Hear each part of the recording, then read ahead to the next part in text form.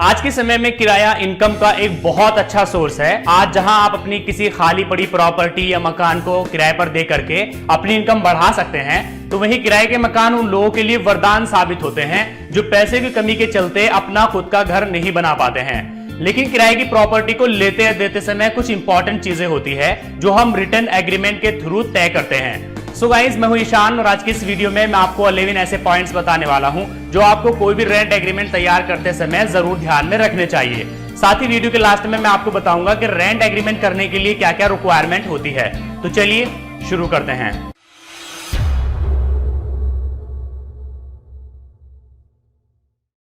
सबसे पहले हम बात करते हैं कि किरायानामा या फिर रेंट एग्रीमेंट होता क्या है।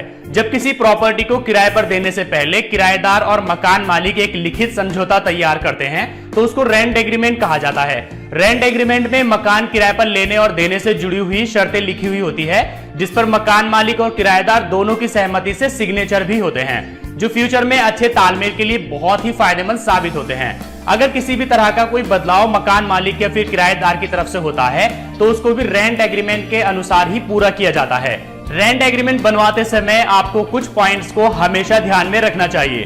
पॉइंट नंबर 1, अगर आप किरायानामा या फिर रेंट एग्रीमेंट नोटरी एडवोकेट से बनवाना चाहते हैं तो आपको हमेशा 100 रुपए के स्टाम्प पेपर पर ही रेंट एग्रीमेंट बनवाना चाहिए।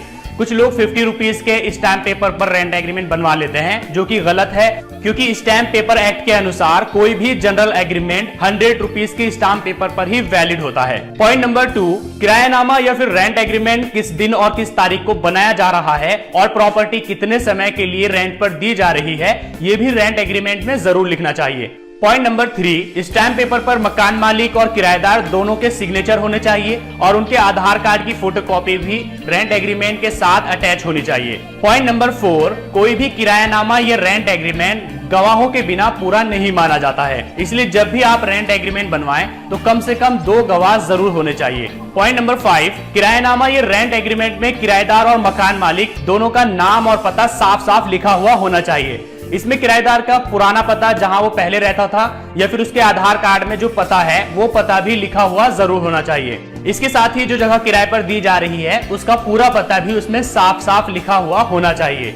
पॉइंट नंबर 6, मकान का किराया देने का टाइम पीरियड और उसकी तारीख भी लिखी हुई होनी चाहिए और अगर रेंट देने में देर हो जाती है तो उसके लिए कितनी पेनल्टी वसूल की जाएगी और कितने टाइम के लिए वसूल की जाएगी ये भी लिखा हुआ होना चाहिए। पॉइंट नंबर 7, रेंट एग्रीमेंट में मकान मालिक को किराएदार के द्वारा जो सिक्योरिटी मनी दी गई है उसका भी जिक्र होना चाहिए। पॉइंट नंबर 8, अगर मकान मालिक किसी तरह की सुविधा किराएदार को मकान के साथ दे रहा है तो क्या क्या सुविधाएं दी जा रही है, जैसे कि पंखा, गीजर, लाइट फिटिंग वगैरह, इसका जिक्र भी रेंट एग्रीमेंट में जरूर होना चाहिए। पॉइंट नंबर 9, किराएदार घर छोड़े या फिर मकान मालिक घर छोड़ने के लिए कहे, दोनों ही सूरतों में 1 महीने पहले लीगल नोटिस देना जरूरी होता है, इसलिए रेंट एग्रीमेंट में पहले ही लिखा हुआ होना चाहिए कि कितने महीने का लीगल नोटिस दिया जाएगा। पॉइंट नंबर 10, समय के साथ साथ ही कितना किराया बढ़ाया जाता रहेगा, इसका जिक्र भी रेंट एग्रीमेंट में होना चाहिए। ज्यादातर लोग हर साल 10% किराया बढ़ाते हैं। पॉइंट नंबर 11, रेंट एग्रीमेंट को आगे बढ़ाने के लिए कितने दिन पहले नोटिस दिया जाएगा, इसका जिक्र भी रेंट एग्रीमेंट में होना चाहिए, जो कि आमतौर पर 1 महीने का होता है। 3 चीजें ऐसी है कि जिनका आपको रेंट एग्रीमेंट बनवाने से पहले जरूर ध्यान रखना चाहिए। सबसे पहली है कैपेसिटी ऑफ पार्टीज। किरायानामा या फिर रेंट एग्रीमेंट जिन 2 लोगों के बीच में हो रहा है वो दोनों फिजिकली और मेंटली इस एग्रीमेंट को करने के लिए कैपेबल होने चाहिए और दोनों की एज 18 साल कम से कम होनी चाहिए और उन दोनों में से किसी पर भी किसी भी तरह का प्रेशर नहीं होना चाहिए। दूसरी चीज है एग्रीमेंट का टाइम पीरियड और उसका रजिस्टर होना। अगर आप किसी नोटरी एडवोकेट से रेंट एग्रीमेंट बनवा रहे हैं तो आपको हमेशा 11 महीने का ही रेंट एग्रीमेंट बनवाना चाहिए, क्योंकि रेंट एग्रीमेंट का रजिस्टर होना बहुत जरूरी है और अगर आप 11 महीने का रेंट एग्रीमेंट बनवाते हैं तो उसका रजिस्टर करवाना जरूरी नहीं होता है, क्योंकि कम से कम 12 महीने का रेंट एग्रीमेंट होना चाहिए रजिस्टर करवाने के लिए। तीसरी चीज है प्रॉपर्टी पर कोई केस या स्टे। मकान लेने से पहले आपको ये देख लेना चाहिए कि किसी भी तरह का कोई केस या स्टे उस प्रॉपर्टी पर नहीं होना चाहिए, कहीं ऐसा ना हो कि आप उस प्रॉपर्टी को रेंट पर ले और आप फंस जाएं। 3 चीजें ऐसी है कि रेंट एग्रीमेंट करवाने के बाद आपको उनका जरूर ध्यान रखना चाहिए। सबसे पहले है पुलिस वेरिफिकेशन।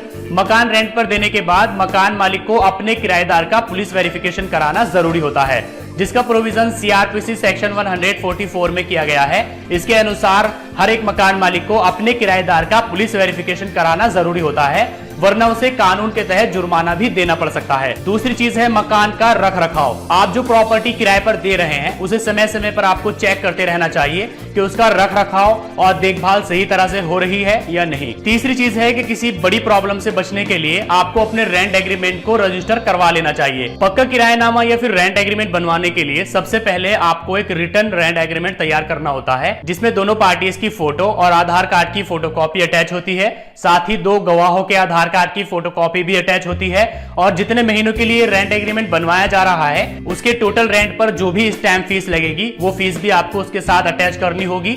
उसके साथ ही 2 गवाहों की गवाही के साथ आपको अपने क्षेत्र के रजिस्ट्रार ऑफिस में जाकर के अपने रेंट एग्रीमेंट को रजिस्टर करवाना होता है। जब आप एक बार अपने रेंट एग्रीमेंट को रजिस्टर करवा लेते हैं तो फ्यूचर में अगर किसी भी तरह की कोई बड़ी प्रॉब्लम आती है और कोई केस करना पड़ता है तो उसमें एज एन एविडेंस ये रजिस्टर्ड रेंट एग्रीमेंट बहुत ही काम आता है। रेंट एग्रीमेंट से आपको इनकम टैक्स में भी छूट मिलती है। अगर आप इनकम टैक्स रिटर्न फाइल करते हैं तो आप अपना किरायानामा या फिर रेंट एग्रीमेंट दिखा करके टैक्स में छूट हासिल कर सकते हैं। जो लोग बिना रेंट एग्रीमेंट के किराए पर रह रहे हैं उनको ये छूट नहीं मिलती है। जब आप एक बार रेंट एग्रीमेंट बनवा लेते हैं तो आप उसको एज एन एड्रेस प्रूफ कहीं भी लगा सकते हैं। फॉर एग्जांपल अगर आपको गैस का कनेक्शन लेना है तो उसके लिए भी एड्रेस प्रूफ की जरूरत पड़ती है, तो वहां पर भी आप रेंट एग्रीमेंट को एज एन एड्रेस प्रूफ लगा सकते हैं। इसी तरह से अगर आप पासपोर्ट बनवाना चाहते हैं तो उसमें भी एड्रेस प्रूफ की जरूरत होती है, तो वहां पर भी आप रेंट एग्रीमेंट को एज एन एड्रेस प्रूफ लगा सकते हैं। पुलिस की जो इंक्वायरी आएगी वो आपकी उसी एड्रेस पर आएगी जहां आप रेंट पर रह रहे हैं। सो गाइस, आज की इस वीडियो में आपने रेंट एग्रीमेंट के बारे में बहुत सारी चीजें जानी है। अगर आपको ये वीडियो पसंद आया है तो उसको लाइक करिए, अपने फ्रेंड्स के साथ शेयर करिए और अगर आपके मन में कोई क्वेश्चन है तो आप नीचे कमेंट करके पूछ सकते हैं।